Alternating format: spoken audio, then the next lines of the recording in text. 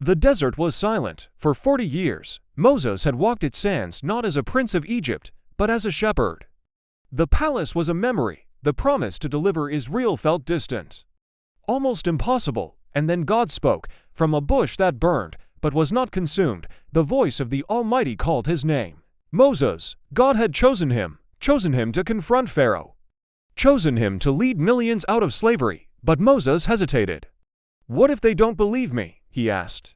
What if they say, the Lord did not appear to you? And that's when God asked a simple question. What is that in your hand, or a staff? Just a shepherd's rod, ordinary, worn, nothing special. Throw it on the ground. The staff struck the earth and became a snake, not a harmless garden snake. In Egypt, the serpent was a symbol of royal power, of Pharaoh himself, of authority and dominion. Moses jumped back. But then God said something astonishing. Reach out your hand and take it by the tail. Anyone who knows snakes knows you never grab the tail.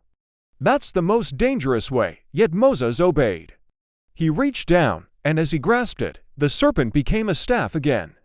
This was no magic trick, it was a declaration. The God of Israel had power over Egypt's symbols, power over Pharaoh's throne, power over fear itself.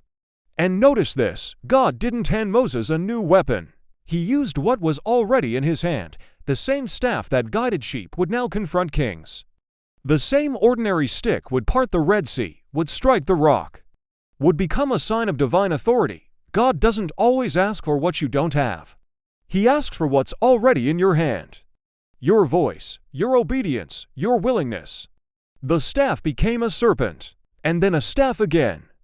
Because when surrendered to God, the ordinary becomes supernatural, and fear becomes faith. Moses walked back toward Egypt that day with the same staff, but he was no longer the same man. The shepherd had become a deliverer, and the God who turned wood into a sign of power was about to turn slaves into a nation. What is in your hand? Thanks for watching. Subscribe to Legends of the Lord channel for more legendary Bible stories.